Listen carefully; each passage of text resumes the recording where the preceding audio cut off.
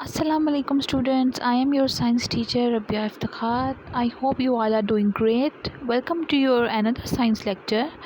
Today we are going to continue our new concepts of chapter number 1, which is cellular organization of plants and animals. So let's start with our topic. Our today's topic is animal cell and plant cell. आज हम लोगों ने पढ़ना है कि animal cell और plant cell के अंदर बेसिकली डिफरेंस क्या होता है और एनिमल सेल और प्लांट सेल्स के अंदर सिमिलैरिटीज़ क्या क्या होती हैं। ठीक है, सबसे पहले आप लोगों के सामने ये डायग्राम दी हुई है मैंने, आप लोगों की बुक में भी यही डायग्राम है। ये देखें, यहाँ पर ये फर्स्ट सेल जो है which is somehow round in appearance, ये है जी हम लोगों का एनिमल सेल। अब यहाँ पर जो है कुछ लेबल्स आप लोग देख रहे हैं कि कुछ जो है ऑर्गेनेल्स वो जो है की हुई हैं लेबल। अब यहाँ पर आप देखें, सबसे पहले ये सेंट्रल न्यूक्लियस है जो कि एनिमल सेल और प्लांट सेल दोनों के अंदर प्रेजेंट है। इसके अलावा आप लोग देख रहे हैं कि एंडोप्लाज्मिक रेटिकुलम भी प्रेजेंट है एनिमल सेल में और प्लांट सेल में भी प्रेजेंट है। वैक्यूल दोनों में प्रेजेंट है। सेल मेम्ब्रेन भी एनिमल सेल और प्लांट सेल में प्रेजेंट है। माइटोकॉन्ड्रिया भी प्रेजेंट है। क्लोरोप्लास्ट जो है, अच्छा जी, यहाँ पर जो एक चीज़ डिफ़र कर रही है वो ये है कि सबसे पहला मेन पॉइंट वो ये आ रहा है जी कि क्लोरोप्लास्ट जो है वो एनिमल सेल के अंदर प्रेजेंट नहीं होता, वो सिर्फ प्लांट सेल के अंदर प्रेजेंट होता है। ठीक है, तो सबसे पहला जो डिफरेंस है वो ये आ गया। इसके बाद आप लोगों ने ये देख रहे होंगे आप लोग डायग्राम में कि जो प्लांट सेल है उसके बाहर दो लेयर्स हैं। इट मीन्स के उसके बाहर सेल वॉल भी प्रेजेंट है और सेल मेम्ब्रेन भी प्रेजेंट है। लेकिन जो एनिमल सेल है उसके अंदर क्या हो रहा है जी कि यहाँ पर सिर्फ सेल मेम्ब्रेन प्रेजेंट है, कोई आउटर प्रोटेक्टिव लेयर जो है वो प्रेजेंट नहीं है। इसलिए एनिमल सेल की जो आउटर प्रोटेक्टिव लेयर जो हम कंसिडर करते हैं वो हम सिर्फ सेल मेम्ब्रेन को ही करते हैं। ठीक है जी, यहाँ पर ये हो गया छोटा सा डिफरेंस। आप लोगों ने ये लेक्चर बहुत ज़्यादा ध्यान से सुनना है क्योंकि फिर इसके अंदर से आपको मैं कोई होमवर्क भी दूंगी, वो फिर आप लोगों ने करना है। ओके, उसके बाद हम नेक्स्ट चलते हैं। अब यहाँ पर हम लोग को जो नेक्स्ट टॉपिक आ रहा है, मैंने आपको डायग्राम को एक्सप्लेन कर दिया। उसके बाद जो नेक्स्ट टॉपिक आ रहा है वो हम लोग का आ रहा है सेल वॉल। अब सेल वॉल के अंदर क्या है, बेसिकली ये है आउटर मोस्ट कवरिंग है प्लांट सेल की, और एनिमल सेल के अंदर ये बिल्कुल भी प्रेजेंट नहीं होती। और जो प्लांट सेल की सेल वॉल होती है वो सेलुलोज से मिलकर बनती है। उसके बाद जो सेल वॉल है वो उसका बेसिकली मेन फंक्शन यही होता है सेल के अंदर कि वो जो सेल की जो स्ट्रक्चर को उसको सपोर्ट देती है और उसका स्ट्रक्चर जो है वो मेंटेन करती है। ठीक है, इसके अलावा अब जो नेक्स्ट टॉपिक हम लोगों के बाद है पास आता है वो आता है जी हम लोग का सेल मेम्ब्रेन। सेल मेम्ब्रेन की हम बात करते हैं तो ये आउटर मोस्ट कवरिंग होती है एनिमल सेल की, जिसको हम कहते हैं कि ये एक्ट करती है एज लाइक प्रोटेक्टिव लेयर, क्योंकि इसके अंदर जो एनिमल सेल है उसके अंदर सेल वॉल एब्सेंट होती है।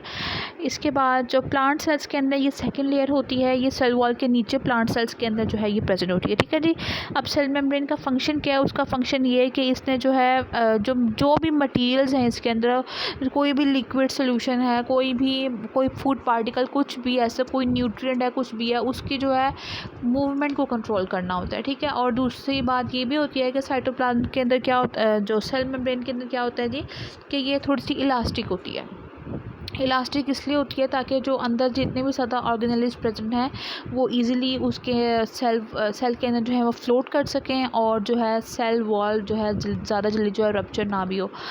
अच्छा जी, अब जो थर्ड हम लोगों के पास आता है टॉपिक हम लोगों का, इसके अंदर वो आता है साइटोप्लाज्म। साइटोप्लाज्म के अंदर जब हम देखते हैं तो इसके अंदर सबसे पहला जो ये आप लोगों को जो ये ग्रीनिश सेल जो ब्लू सा ये लिक्विड नज़र आ रहा था ना, ये जो आप लोग देख रहे हैं ये ब्लू सा लिक्विड जो है दोनों सेल्स के जो प्रेजेंट है, इसको हम कहते हैं ये है हम लोग का साइटोप्लाज्म। ठीक है, अब साइटोप्लाज्म जो है ये दोनों सेल्स के अंदर ही प्रेजेंट होता है क्योंकि ये एक सेल का एक फ्लूइड होता है जिसके हेल्प से ना जो है सेल के अंदर डिफरेंट फंक्शंस होते हैं। ठीक है, अब इसका सबसे पहली चीज़ तो ये है कि ये जेली लाइक सब्सटेंस जो होता है ये प्रेजेंट होता है सेल के अंदर, ये हर सेल के अंदर जो है प्रेजेंट होता है। सेल मेम्ब्रेन के इनसाइड जो है ये प्रेजेंट होता है और ये हर सेल के, चाहे वो एनिमल सेल हो, प्लांट सेल हो, कोई भी सेल हो, बोन सेल हो, रेड ब्लड सेल, तो सबके अंदर जो है ये सेल में जो है साइटोप्लाज्म जो है सेल मेम्ब्रेन के अंदर प्रेजेंट होता है। अच्छा, इसका अब जहाँ पर मैं ये बात कह रही हूँ कि सेल मेम्ब्रेन के अंदर, इसका मतलब ये नहीं है कि सेल मेम्ब्रेन के अंदर प्रेजेंट है। सेल मेम्ब्रेन की इनर साइड जो है ना,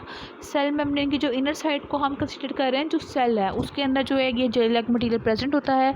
इसके अंदर प्रेजेंट होता है जी डिफरेंट टाइप का जो इनका न्यूट्रियल कंटेंट होता है ना, जितनी भी जो सेल जो है न्यूट्रिशन ले रहा है वो सारी जो है इसकी साइटोप्लाज्म के अंदर प्रेजेंट होती है। इसके अलावा जो है साइटोप्लाज्म का फंक्शन ये होता है कि इसने जो है डिफरेंट जो भी इंजाइम्स का रिएक्शन या कोई भी इस तरह का कोई जो होता है सेल का रिएक्शन, जैसे डाइजेशन हो रही है सेल के अंदर, कोई भी ऐसा फंक्शन हो रहा है, वो सारे जो है साइटोप्लाज्म के अंदर ही जो है होते हैं।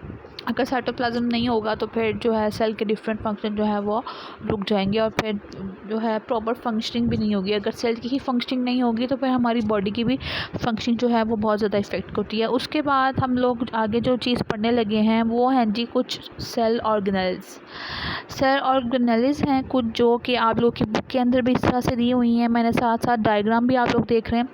सबसे पहले जो ऑर्गेनेली आ रही है वो है एंडोप्लाज्मिक रेटिकुलम। एंडोप्लाज्मिक रेटिकुलम आप लोगों ने देखा था कि सेल, एनिमल सेल और प्लांट सेल दोनों के अंदर प्रेजेंट होता है। बेसिकली ये क्या होता है कि डिफरेंट नेटवर्क ऑफ चैनल्स, एक ये बहुत ज़्यादा आप लोग इसकी स्ट्रक्चर देख रहे हैं ना, it's kind like network of channels. ठीक है, एक चैनल मीन्स के एक टनल टाइप इनका पाथ होता है और मूवमेंट ऑफ मटेरियल इसके थ्रू होती है। ठीक है, मूवमेंट ऑफ मटेरियल के लिए ये रिस्पॉन्सिबल होता है सेल के अंदर। अब जो सेकंड जो हम लोग ऑर्गेनेली पढ़ने लगे हैं वो है हम लोग के पास माइटोकॉन्ड्रिया।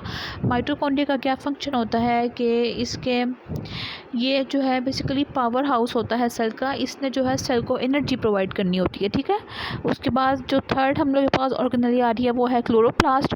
क्लोरोप्लास्ट जो है आप लोगों ने देखा था कि ये सिर्फ प्लांट सेल्स के अंदर प्रेजेंट होते हैं। ग्रीन कलर का आप लोग ये स्ट्रक्चर देखेंगे प्लांट सेल्स के अंदर, और ये क्लोरोप्लास्ट इसलिए प्रेजेंट होता है क्योंकि इसने जो है क्लोरोफिल का जो है ना क्लोरोफिल पिगमेंट इसके अंदर प्रेजेंट होता है। तो इस वजह से जो है क्लोरोप्लास्ट भी प्लांट सेल्स के अंदर ही प्रेजेंट होता है, और ये सिर्फ हमेशा ग्रीन जो प्लांट्स होते हैं उनके अंदर प्रेजेंट होता है। ठीक है, अब इसका फंक्शन क्या होता है कि जो क्लोरोप्लास्ट है उसने जो एनर्जी को ट्रैप करना होता है सन से, और जब ये वो एनर्जी ट्रैप कर लेते हैं तो फिर जो प्लांट है वो एज आ फ्यूल इस एनर्जी को यूज़ करके अपने लिए फूड तैयार करते हैं। ठीक है, उसके बाद जी बात करते हैं हम नेक्स्ट ऑर्गेनेली की, विच इज़ वैक्यूल्स। वैक्यूल्स के अंदर क्या आ रहा है आप लोग ये देख रहे हैं, ये बेसिकली प्लांट सेल का जो है वैक्यूल बनाया हुआ है। जो एनिमल सेल का वैक्यूल है वो बहुत नॉर्मल इन साइज, लेकिन राउंड इन साइज़ होता है, लेकिन जो प्लांट सेल का वैक्यूल होता है वो थोड़ा सा लार्ज इन साइज़ होता है क्योंकि उसके अंदर ज़्यादा न्यूट्रिएंट कंटेंट प्रेजेंट होता है। और उसकी जो प्लांट सेल का जो वैक्यूल है उसकी लोकेशन भी जो होती है वो थोड़ी सी सेंट्रल टाइप होती है, सेंटर में प्रेजेंट होता है। और जो एनिमल सेल का जो है वैक्यूल वो डिस्पर्स होता है साइटोप्लाज्म के अंदर। डिस्पर्स मीन के किसी भी इधर उधर होता है। ठीक है, मतलब इधर उधर जगह पर, कभी कोई सी साइड पर होगा, कभी सेंटर में होगा, कभी कॉर्नर में होगा, इस तरह से जो है वैक्यूल प्रेजेंट होता है। अब हम लोग देखते हैं कि वैक्यूल का फंक्शन क्या है। बेसिकली इसने जो अपने अंदर वाटर, एयर और फूड पार्टिकल्स को स्टोर करना होता है। प्लांट सेल्स के अंदर जो है सिर्फ एक ही बड़ा जो है वैक्यूल प्रेजेंट होता है, लार्ज इन साइज़ होता है। और लेकिन एनिमल सेल्स के अंदर क्या होता है कि डिफरेंट साइज़ के स्मॉल वैक्यूल्स जो हैं वो प्रेजेंट होते हैं। ठीक है, उनकी जो है शेप राउंड ही होती है मोस्टली, लेकिन वो उनका साइज़ जो है डिफ़र करता रहता है। उसके बाद हम बात करते हैं सेंट्रियोल्स की। सेंट्रियोल्स 2 सेंट्रियोल्स जो है प्रेजेंट होते हैं हर न्यूक्लियस के पास इन एनिमल सेल। ये जो है सेंट्रियोल जो है ये प्लांट सेल्स के अंदर एब्सेंट होता है, और ये सेल डिवीजन के अंदर इम्पोर्टेंट रोल प्ले करते हैं।